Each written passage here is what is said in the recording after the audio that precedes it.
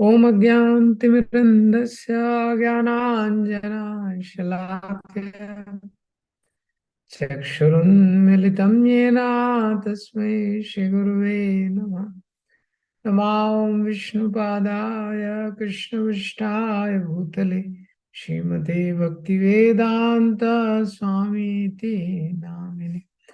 नमस्ते सरस्वते देवे गौरवाणी प्रचारिणे निर्विशेषा शून्यवादी पाश्चात्य देश तारिणे। जय श्री कृष्ण चैतन्य प्रभु नित्यानंद श्री अद्वैत गदाधर शिवासादि गौर भक्त वृंद। हरे कृष्णा कृष्णा कृष्णा हरे हरे, हरे राम राम राम हरे हरे। तो भगवद गीता अध्याय 9। तो ये अध्याय में 34 श्लोक है। तो इसमें 4 सेक्शन है। 7th चैप्टर के एकदम सिमिलर है जो 9वां अध्याय है। जैसे 7th चैप्टर है ऑलमोस्ट सिमिलर कॉन्सेप्ट्स, और उसी तरीके से 9वां अध्याय है। उसमें बस वो कॉन्सेप्ट थोड़ा डीप में दिए गए। तो इसका एक्रोनिम है किंग। तो के for king of all knowledge. शुरू के 3 श्लोकों में ये जो गुह्य ज्ञान है, परम गुह्य ज्ञान, इसकी विशेषता को बताया गया है। उसके बाद आई फॉर इनकंसीवेबल, भगवान का भौतिक सृष्टि से जो अचिंत्य संबंध है उसके बारे में बताया गया है। N for non worshippers.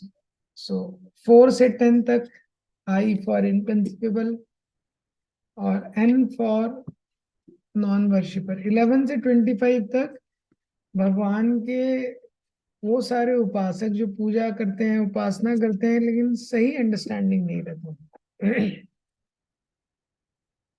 और जी फॉर ग्लोरीज ऑफ भक्ति 26 से 34।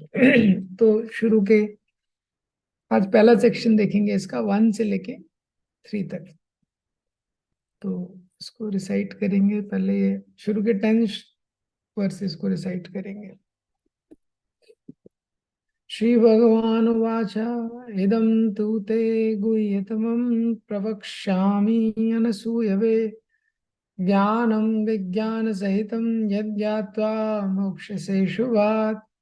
राजविद्या राजगुह्यं पवित्रम् इदमुत्तमं प्रत्यक्षावगमं धर्म्यं सुसुखं कर्तुमव्ययम्। आश्रद्धदाना पुरुषा धर्मस्यास्य परन्तप अप्राप्य मां निवर्तन्ते मृत्यु संसार वर्त्मनि। मया ततमिदं सर्वं जगत् मत्स्थानि सर्वभूतानि न चाहं तेष्वस्थिता न च मत्स्थानि भूतानि पश्य मे योगमैश्वरम्। भूतभृन्न च भूतस्थो ममात्मा भूतभावना यदाकास्थितो नित्यं वायु सर्वत्र गो महान् तथा सर्वाणि भूतानि मत्स्थानि इत्युपधारय। सर्वभूतानि कौन्तेय प्रकृतिं यान्ति मामिकाम् कल्पक्षये पुनस्तानि कल्पादो विसृजाम्यहम्। प्रकृतिं स्वामवष्टव्या विसृजामि पुनः पुनः। भूतग्राममिमं कृष्णम् अवशं प्रकृते वशात् न च मां तानि कर्माणि निबध्नन्ति धनञ्जय। उदासीनवदासीनम् असक्तं तेषु कर्मसु मयाध्यक्षेण प्रकृतिः सूयते सा चराचरम्। हेतुनानेन कौन्तेय जगद्भिः परिवर्तते। देखिए, और जो शुरू के 3 श्लोक हैं इसमें, उसमें भगवान बता रहे हैं इस कॉन्फिडेंशियल नॉलेज के बारे में, उसको ग्लोरीफाई कर रहे हैं। इदम तूते गुह्यतमं प्रवक्ष्यामि अनुसूयवे। ये पहला श्लोक, इदम तूते गुह्यतमं प्रवक्ष्यामि अनुसूयवे। तो इस श्लोक में भगवान बताते हैं इदम तूते गुह्यतमम। इदम मतलब यह गुह्यतमम, ये सबसे गुह्य जो ज्ञान है। और विज्ञानम विज्ञान सहित, विज्ञान के सहित ये जो ज्ञान है, ये मैं तुमको दूंगा। अनुसूय, क्योंकि तुम में कोई ईर्ष्या नहीं। प्रवक्ष्यामि, तुमसे बताऊंगा। इदम तूते गुह्यतमम, भगवान बोलते हैं अर्जुन को कि मैं तुम्हें ये गुह्यतमम, सबसे जो कॉन्फिडेंशियल गुह्य ज्ञान है, सबसे गुह्य, गुह्यतर और गुह्यतम, गुड बेटर बेस्ट, 3 डिग्रीज जो होता है इंग्लिश में। तो सबसे जो कॉन्फिडेंशियल ज्ञान है वो मैं तुम्हें दूंगा। अभी 9.2 में भी भगवान बोलने वाले हैं राज विद्या राजगुह्यम, ये बहुत गुह्य ज्ञान है जो मैं तुमको देने वाला हूँ। तो भगवत गीता में अलग अलग स्तर से ज्ञान दिया गया है। प्रभुपाद जी इस तात्पर्य में बताते हैं, जैसे दूसरे और तीसरे अध्याय में गुह्य ज्ञान है। ये भी एक तरह का सीक्रेट है, हम शरीर नहीं है, हम आत्मा है। बहुत सारे लोगों को ये भी नहीं पता है। तो ये भी एक गुह्य ज्ञान है। फिर गुह्यतर, तो हम आत्मा है, लेकिन हमारा परमात्मा के साथ एक कनेक्शन भी है। ये उससे भी कॉन्फिडेंशियल नॉलेज है कि भगवान हमारे परम पिता हैं, हम उनके अंश हैं। और गुह्यतम, उनकी भक्ति, शुद्ध भक्ति उनकी कैसे की जा सकती है, वो सबसे कॉन्फिडेंशियल नॉलेज है। ये एक अंडरस्टैंडिंग है। दूसरा है कि दूसरे तीसरे अध्याय में साइंस ऑफ सोल दिया गया है, वो गुह्य ज्ञान है दूसरे अध्याय में। उसके बाद आगे वाले अध्याय में भगवान से कनेक्शन के लिए बहुत सारे प्रोसेस बताए गए कि एक बार जो सोल है भगवान से कैसे कनेक्ट कर सकता है, वो गुह्यतर ज्ञान है। और उसमें भक्ति भी है, प्राधानीभूत भक्ति, योग मिश्र भक्ति, इन सब का वर्णन दिया गया है। लेकिन ये 9वां अध्याय, इसमें गुह्यतमम है, केवला भक्ति या अनन्य भक्ति, उसका डिस्क्रिप्शन इसमें दिया गया है। तो भगवान बोल रहे हैं मैं तुमको बताऊंगा। तुमको क्यों बताऊंगा? अनुसूयवे, क्योंकि तुम में कोई द्वेष नहीं है, ईर्ष्या नहीं। तो इसका क्या कनेक्शन है अनुसूयवे के और भगवान का? तो भगवान ने ये कई बार बोला है। 4 अध्याय में भगवान अर्जुन को बोलते हैं, भक्तोसी में सखा चेती रहस्यम ये तदुत्तम, कि तुम मेरे भक्त हो और सखा हो, इसलिए मैं तुमको ये नॉलेज दूंगा।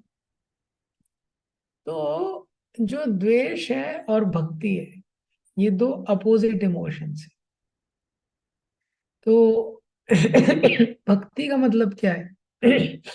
सॉरी, डिवोशन का मतलब क्या है कि भगवान के गुण में, भगवान की कीर्ति में, भगवान की महानता में हमको आनंद आता है। लेकिन अगर द्वेष है, जिससे द्वेष होता है, उसका गुणगान सुनते हैं तो कैसा होता है? हम्म? हृदय में एकदम उसका हृदय जलने लगता है व्यक्ति का।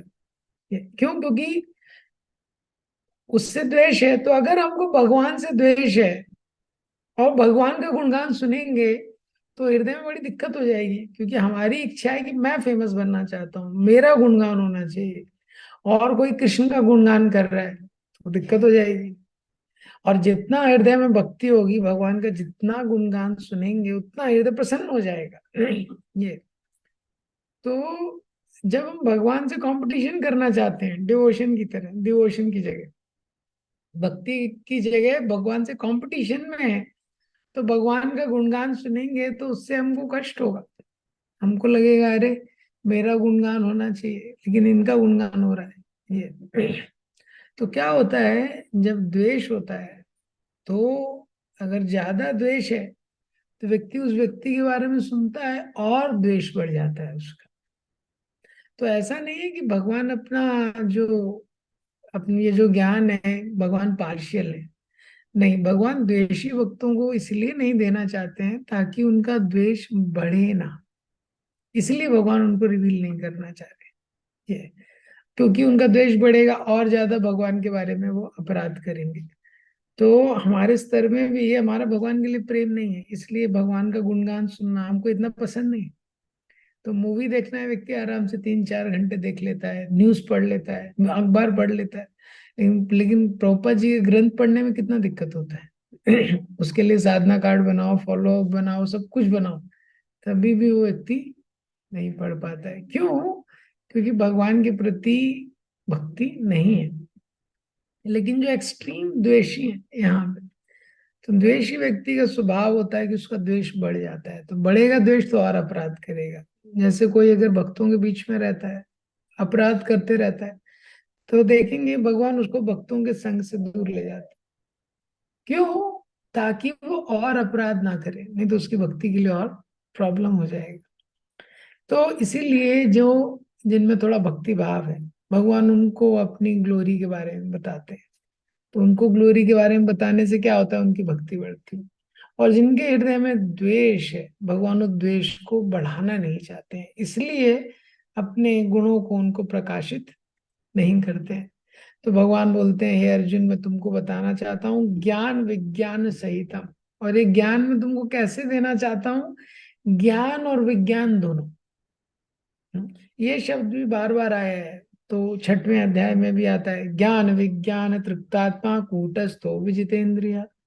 कि तृप्त आत्मा, जब ज्ञान और विज्ञान दोनों व्यक्ति को मिलता है, तृप्त आत्मा पूरी तरह से वो संतुष्ट हो जाता है। और 7 चैप्टर में भी 7.2 में भगवान बोलते हैं, ज्ञानम ज्ञानम च हम सब विज्ञानम, ज्ञानम विज्ञान उसमें भी साथ में आता है, ज्ञानम ते हम सब विज्ञान। उसमें भगवान बोलते हैं, ये जो ज्ञान है और विज्ञान, ये तुमको मैं साथ में दूंगा। तो यहाँ पे भगवान क्या बोल रहे हैं? ज्ञान विज्ञान सहितम, ज्ञान और विज्ञान को मैं तुम्हें साथ में दूंगा। तो विज्ञान का मतलब यहाँ पे क्या है? रियलाइजेशन। दूसरा अंडरस्टैंडिंग क्या है? प्रभुपाद जी चाहते थे इस्कॉन में विशेषकर कि हम लोग जो भक्ति का विज्ञान है उसको समझें, केवल सेंटिमेंटल ना रहे, इमोशंस। हाँ, केवल भावनात्मक स्तर पे ना रहे। भावनात्मक स्तर पे जब भी कोई व्यक्ति भक्ति करता है, वो इफेक्टिव नहीं रहता है लॉन्ग समय तक। इवन प्रभुपाद जी ने भक्ति स्वरूप दामोदर महाराज को एक मैगजीन चालू करने बोला था। तो उन्होंने बोला इसका नाम क्या होना चाहिए? तो प्रभुपाद ने बोला सा विज्ञानम इसका नाम होना चाहिए। तो भक्ति वेदांता इंस्टीट्यूट में अभी वो मैगजीन के कॉपीज हैं। तो उन्होंने बोला, प्रभुपाद जी के शिष्यों ने, तो विज्ञानम राम रख देते ना, सा विज्ञानम की क्या जरूरत है? प्रभुपाद जी बोले नहीं, विज्ञान को लोग साइंस समझते हैं, केवल सा विज्ञानम। सविज्ञानम मतलब ऐसा ज्ञान जिसमें साक्षात्कार भी है, नॉलेज विद रियलाइजेशन। सो जो ज्ञान है वो थियोरेटिकल नॉलेज, लेकिन जो भक्ति योग का प्रोसेस है वो केवल ज्ञान नहीं, जबकि एक एक्सपीरियंशियल और ट्रांसफॉर्मेशनल रियलाइजेशन उस ज्ञान का वो व्यक्ति को होता है। जब व्यक्ति भक्ति करते रहता है तो वो केवल थ्योरी नहीं रहती, उसको उसके साथ साथ भगवान के तत्व पे, भगवान की कृपा पे उसका विश्वास, उसके प्रैक्टिकल साक्षात्कार उसके जीवन में रहते हैं। तो ऐसे जब वो ज्ञान और विज्ञान साथ में रहेगा तो क्या होगा? या ज्ञात्वा, उसको जानने के बाद, मोक्ष से अशुभात, सब अशुभ चीजें हैं वो चली जाएंगी। मोक्ष मतलब उससे मुक्ति हो जाएगी। अशुभ क्या है? इस संसार अशुभ है। संसार में बार बार जन्म लेना अशुभ है। जन्म मृत्यु जरा व्याधि के चक्र में व्यक्ति पड़ा रहता है, ये अशुभ है। तो ये अशुभ चीजों से मुक्ति मिल जाएगी, मोक्ष से मीन्स मुक्ति मिल जाएगी। तो जब भगवान ऐसे बोलते हैं कि सारे जो अशुभ चीजें हैं, जो दुख है, उससे मुक्ति मिल जाएगी, इसका मतलब ये नहीं है कि जो सारा दुख है वो एंटायरली और इमीडिएटली पूरी तरह से चला जाएगा और तुरंत चला जाएगा। भगवान एक प्रोसेस बता रहे हैं। जैसे कोई व्यक्ति बीमार है, तो बीमार है तो उसको बहुत तकलीफ है, उसको दुख है। लेकिन जब वो ट्रीटमेंट लेने लगता है तो ट्रीटमेंट का मतलब क्या है? कि वो फ्री हो जाएगा, अभी बीमारी से मुक्त हो जाएगा। लेकिन थोड़ा टाइम लगेगा। तो उसको दो काम करना है, एक तो ट्रीटमेंट लेना है और दोबारा ऐसा कुछ काम नहीं करना है जिससे बीमारी बढ़ जाए। ये दो चीजें उसको करनी है। तो जब वो प्रॉपर मेडिसिन लेगा तो धीरे धीरे उसकी जो बीमारी है वो चली जाएगी। और जब वो इस तरह की चीजें नहीं करेगा जिससे बीमारी दोबारा आती है, इसी तरह जब हमको एक ज्ञान मिलता है, तो ज्ञान मिल यद ज्ञात्वा मोक्ष से अशुभात। तो जो इनऑस्पिशियस, जो अशुभ क्रियाएं रहती हैं, उससे व्यक्ति मुक्त हो जाता है। क्योंकि अशुभ गलत काम करने से ही उसको दुख मिलता है। तो पाप कर्म करना छोड़ देता है। और वो क्या है, अशुभ चीजों से मुक्त हो जाता है। तो ज्ञान और विज्ञान भगवान दोनों दे रहे हैं। यहाँ पे भगवान बोलते हैं ज्ञान विज्ञान सहित।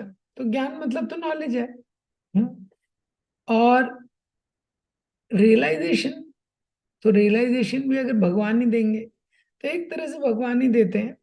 बट रियलाइजेशन क्या है, वो हमको प्राप्त करना होता है। मतलब ज्ञान तो भगवान दे रहे हैं गीता में, इस संसार में भी ज्ञान कोई दूसरा व्यक्ति दे सकता है, लेकिन जो रियलाइजेशन है वो व्यक्ति को प्राप्त करना होता है, क्योंकि रियलाइजेशन इंडिविजुअल है। हम्म? लेकिन कृष्णा क्या है, हमको प्रोसेस देते हैं जिसके द्वारा हमको रियलाइजेशन मिलता है, ज्ञान विज्ञान सहित। तो प्रोसेस भगवान देते हैं। मतलब ज्ञान कैसा है, कोई व्यक्ति बीमार है तो ज्ञान जब वो डॉक्टर के पास जाता है तो ज्ञान डायग्नोसिस की तरह है। और विज्ञान क्या है, प्रिस्क्रिप्शन जो डॉक्टर दे रहा है। जैसे कोई डॉक्टर के पास जाता है, बोलते हैं मेरे पेट में बहुत दर्द हो रहा है, और डॉक्टर उसको 45 मिनट का एक सेमिनार देता है कि क्या अलग अलग कारण होते हैं जिसके कारण पेट में दर्द होता है। उसके बाद वो व्यक्ति को बताता है कि तुम्हारे पेट में भी इस प्रकार का ऐसा दर्द हो रहा है। अब वो बोलता है ठीक है, तुम्हारा 45 मिनट हो गया, अभी तुम्हारा टाइम हो गया, अभी तुम जाओ नेक्स्ट। तो वो पेशेंट बोलेगा अरे ये क्या है, वो तो ठीक है जो प्रॉब्लम हो रहा है, हाँ, लेकिन मुझे ये पता करना है कैसे ठीक हो सकता है। तो डायग्नोसिस मतलब ज्ञान, डायग्नोस किया क्या प्रॉब्लम है। हम्म, तो शास्त्र में ज्ञान दिया है, डायग्नोसिस जीव का क्या प्रॉब्लम है, किसके कारण उस संसार में दुख मिल रहा है। लेकिन प्रिस्क्रिप्शन मतलब कैसे ठीक होगा। इसीलिए ज्ञान विज्ञान सहित, हम केवल भगवान ज्ञान नहीं दे रहे हैं, वो तरीका ही बता रहे हैं कैसे व्यक्ति ठीक होगा। हम्म? उसके बाद डायग्नोस और प्रिस्क्रिप्शन करने के बाद, एक सेकेंड।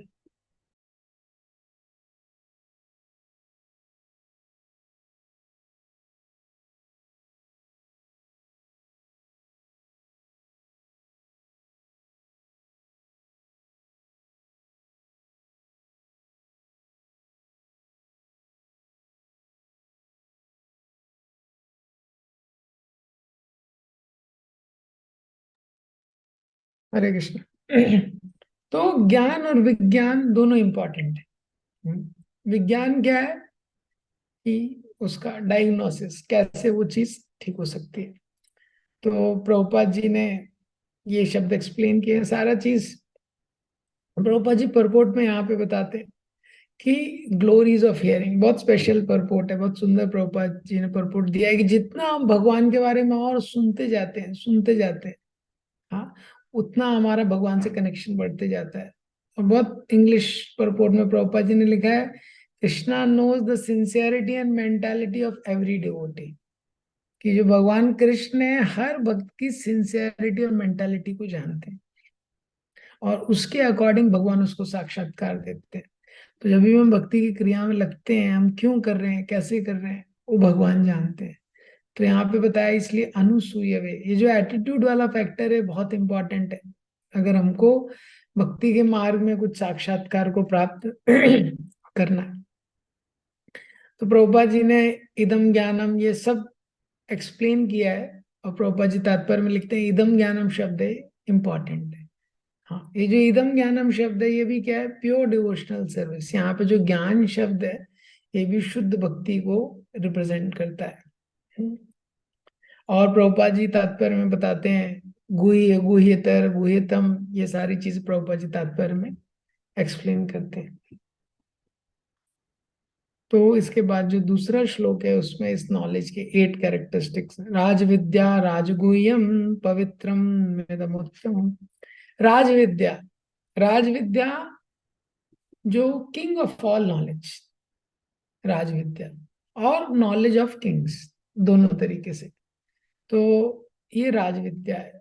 पवित्रम, बहुत पवित्र, सुप्रीमली प्योर। इदम उत्तमम, उत्तमम मीन्स, तम मीन्स अंधकार, जो इस संसार रूपी अंधकार के परे, beyond the darkness of the material world, प्रत्यक्ष आवगमम धर्मम। प्रत्यक्ष, प्रत्यक्ष डायरेक्टली परसीव्ड, डायरेक्टली हम उसको एक्सपीरियंस कर सकते हैं। सुसुखम कर तुम अव्ययम, और जो सुख पूर्वक जिसको किया जा सकता है। प्रभुपाद जी ने बहुत बड़ा इसका तात्पर्य है, और ये सारे शब्दों को एक एक करके प्रभुपाद जी ने एक्सप्लेन किया है। राज विद्या, राजगुह्यम, पवित्रम, उत्तमम, सारे शब्दों को तात्पर्य में प्रभुपाद जी ने एक्सप्लेन किया है। तो राज विद्या का मतलब किंग ऑफ ऑल नॉलेज, सारी विद्याओं का राजा, या नॉलेज ऑफ किंग्स, वो ज्ञान जो राजाओं को दिया जाता है। दोनों तरीके से, जैसे 4.2 भगवत गीता में भगवान बताते हैं, इवम परंपरा प्राप्तम इमम राज ऋषियो विदु। राज ऋषियो, ये ज्ञान जो भगवान ने दिया था, विवस्वान आदि, ये परंपरा से ज्ञान राज ऋषियों को दिया जा रहा है। राज ऋषि मतलब सेंटली किंग्स। तो ये नॉलेज जो किंग्स को दिया जाता था, तो राजाओं को क्यों दिया जाता था? क्या भगवत गीता का ज्ञान केवल राजाओं के लिए? नहीं, सिद्धांत ये है कि जब एक किंग्स के लिए बोला गया है, क्योंकि जो भगवत गीता का ज्ञान है, ये संसार को त्यागने के बारे में बात नहीं करते, जबकि संसार में रह के व्यक्ति को कैसे कर्म करना है ताकि संसार में रहते हुए कर्म बंधन में ना फंसे और भगवान के प्रति आकर्षण हो जाए, ये भगवत गीता बताता है। तो जनरली जो ब्राह्मण, क्षत्रिय, वैश्य, शूद्र हैं, उसमें सबसे इंपॉर्टेंट ब्राह्मण है।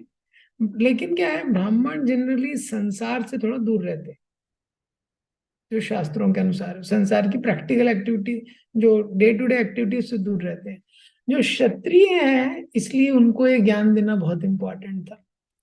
तो जो क्षत्रिय हैं, ब्राह्मण क्या है, वो नॉलेज देते हैं, लेकिन जो क्षत्रिय है वो नॉलेज को इम्प्लीमेंट करते हैं।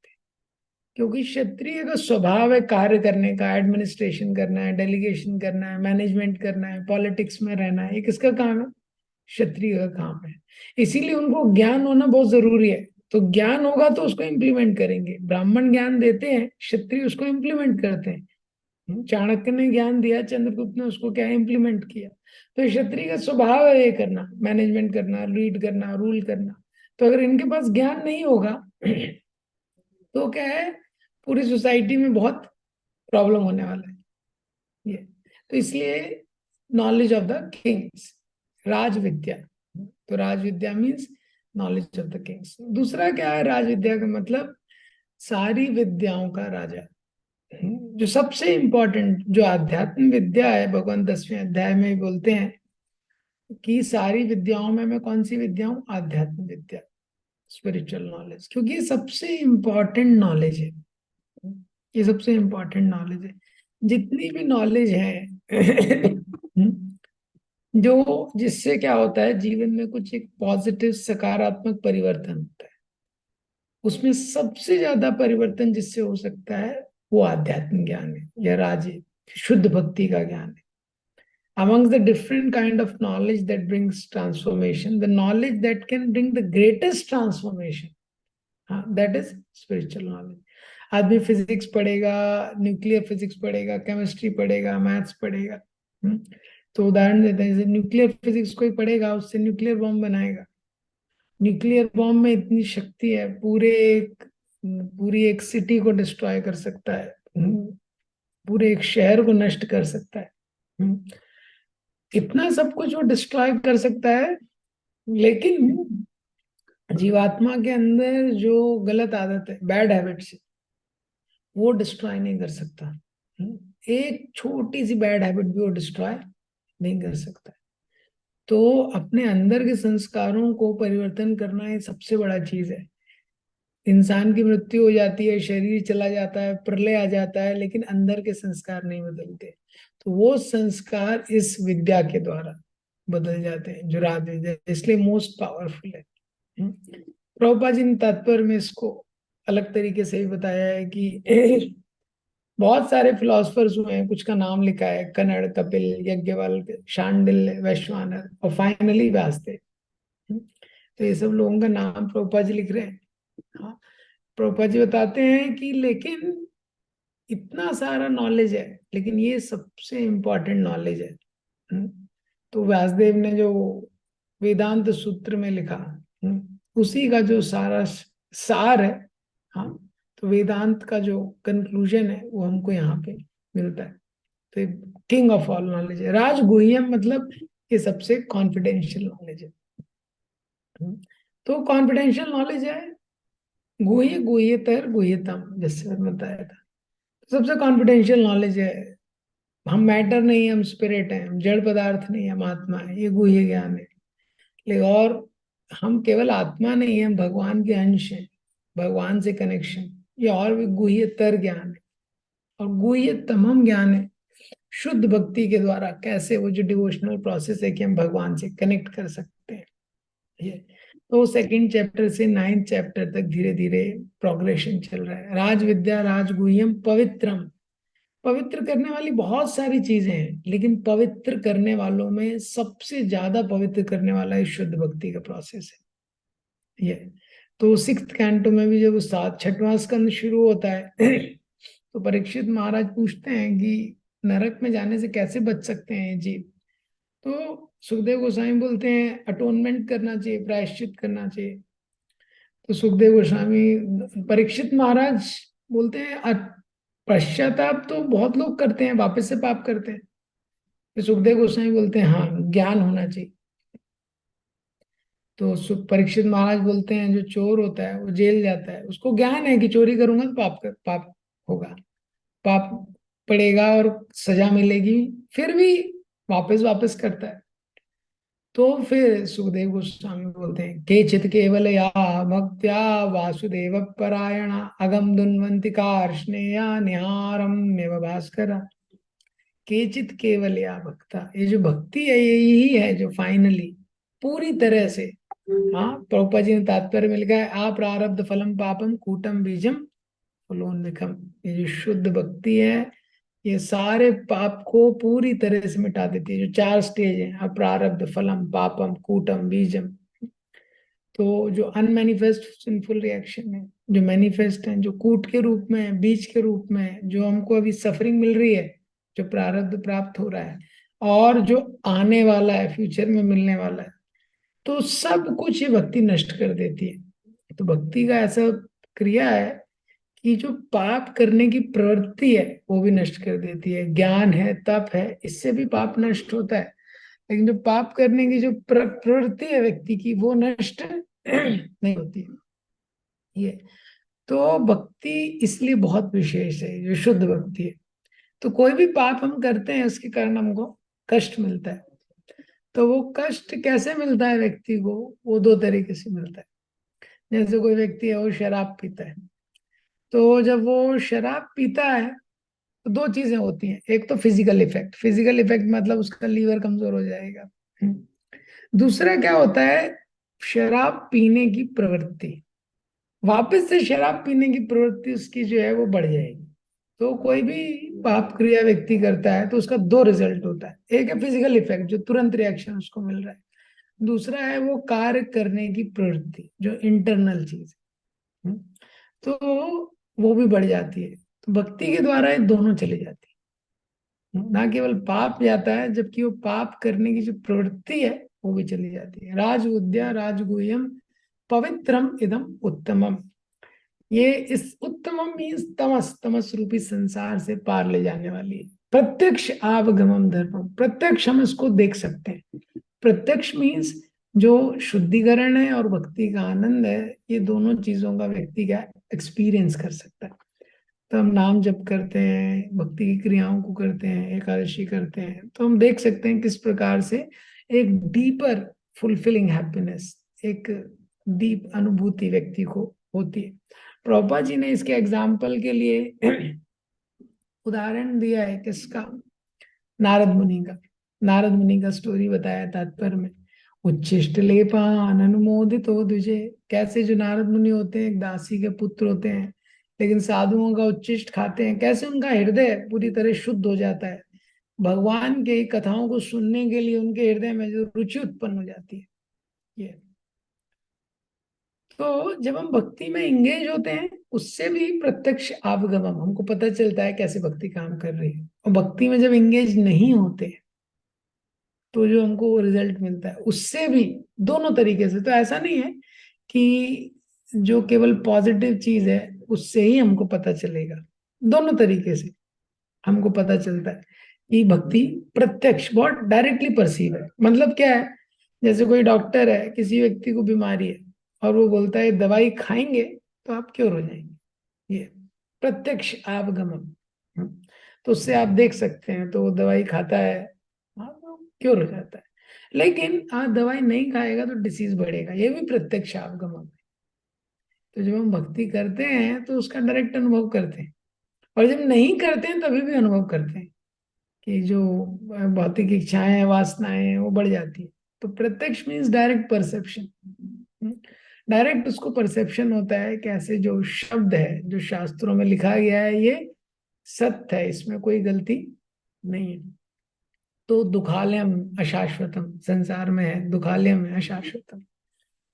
तो जब जीवन में कोई तकलीफ आती है, कष्ट आता है, लेकिन व्यक्ति भक्ति में लगा है, तो उसको ये रियलाइजेशन मिलता है, हाँ ये संसार में तो दुख है। प्रत्यक्ष रूप से वो देख पाता है दुख है। पदम पदम यत विपदाम, हर पद पद पे कष्ट है। तो ऐसा नहीं है कि दुख से भक्ति उत्पन्न हुई है। बहुत सारे लोगों को दुख होता है, लेकिन कई बार जो उनको दुख होता है भगवान को कोसने लगते हैं, कई लोग भक्ति छोड़ देते हैं, माला छोड़ देते हैं। लेकिन जब हम भक्ति में लगे रहते हैं, उसके बाद जब दुख आता है, हमारा एटीट्यूड सही है, तो हमको ये रियलाइजेशन होती है कि हाँ ये जो प्लेस है, ये सफरिंग है, मुझे भगवान का आश्रय लेना चाहिए।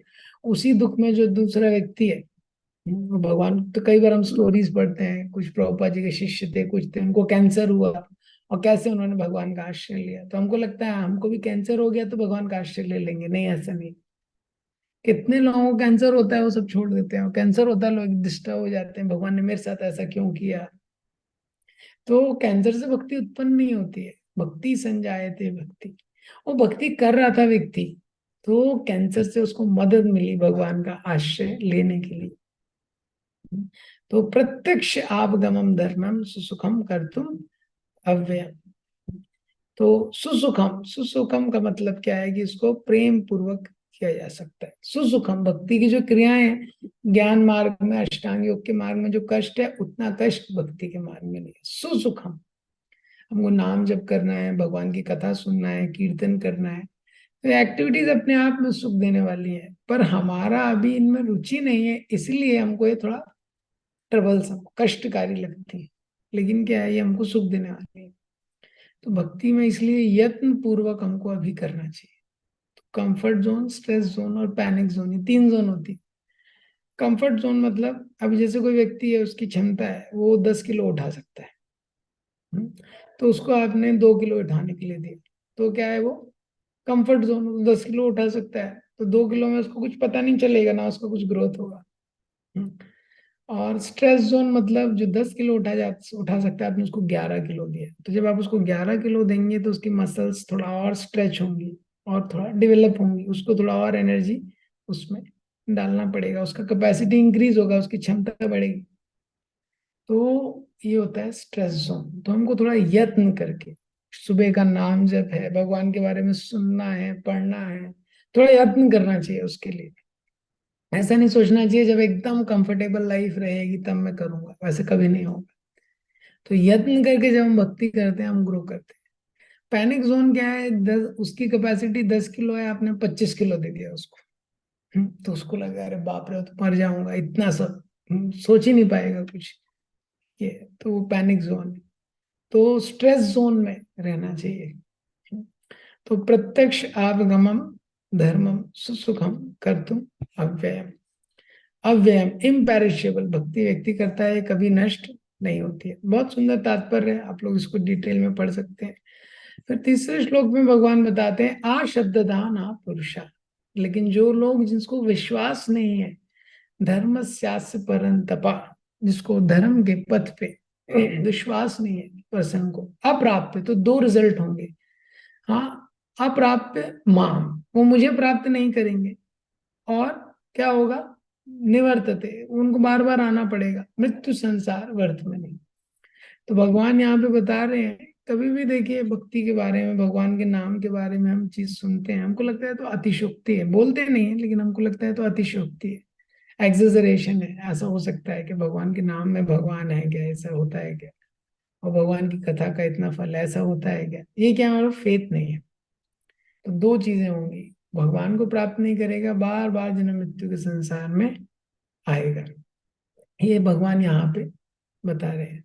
क्यों? जैसे कोई डॉक्टर है, किसी को दवाई देता है, और अगर हमको संशय है तो डॉक्टर नकली लग रहा है मुझे, और इसने दवाई दी, हमको विश्वास नहीं है, तो हम जाके दवाई लेंगे? नहीं लेंगे। और जब दवाई नहीं लेंगे तो हम क्योर नहीं होंगे। इसी तरह जब भी हमको भगवान बता रहे हैं, अगर हमको इन चीजों पे विश्वास नहीं है, तो विश्वास नहीं है तो व्यक्ति अप्लाई नहीं करेगा। और इंडिया में तो यही सबसे बड़ा चैलेंज है, क्योंकि इतना सारा पाठ होता है, सब कुछ होता है, लेकिन लोगों को विश्वास नहीं रहता है।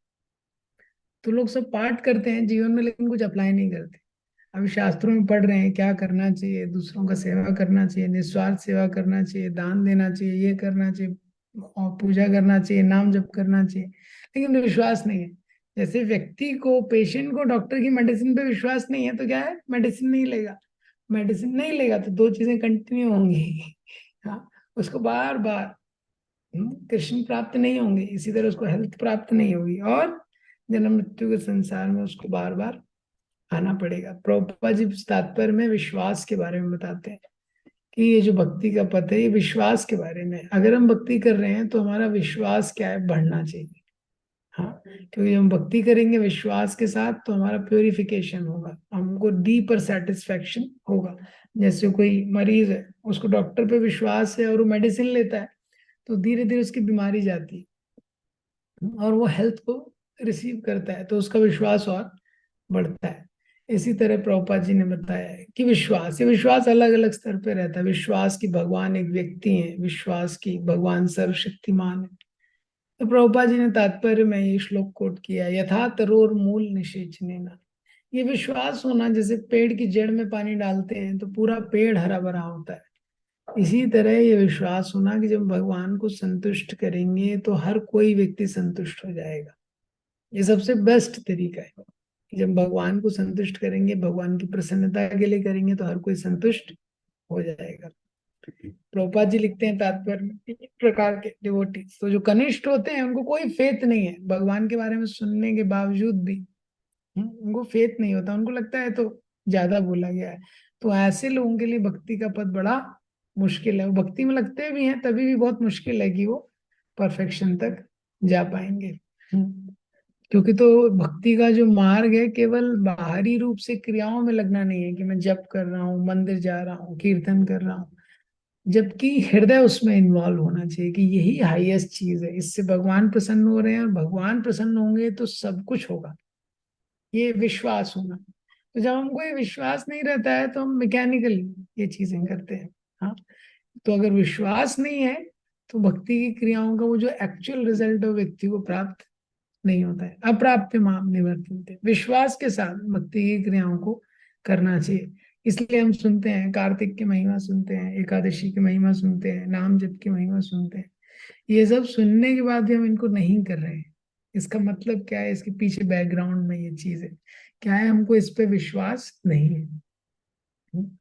तो यहाँ पे भगवान बता रहे हैं, देखिए, इन तीन श्लोकों में, पहले श्लोकों में भगवान बोलते हैं जिसमें द्वेष नहीं है मैं उसको दूंगा ये नॉलेज।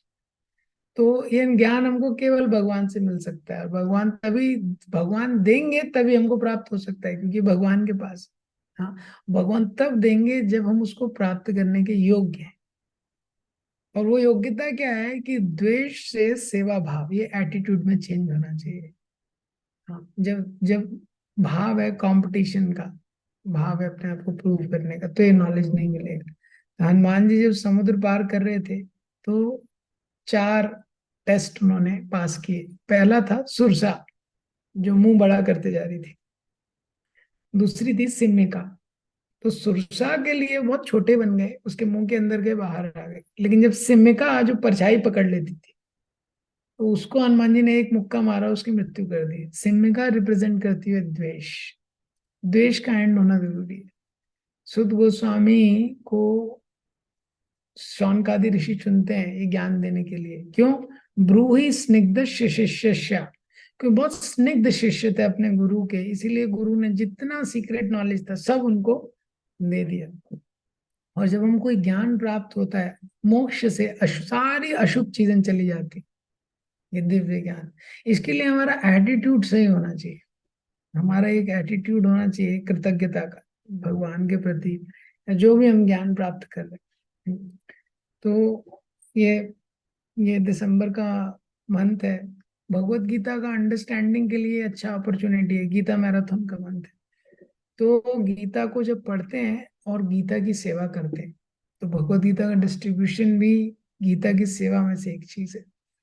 तो जब हम भगवत गीता को डिस्ट्रीब्यूट करते हैं, उसके डिस्ट्रीब्यूशन में हेल्प करते हैं, तो उसके द्वारा क्या है, हम भगवत गीता की सेवा कर रहे हैं।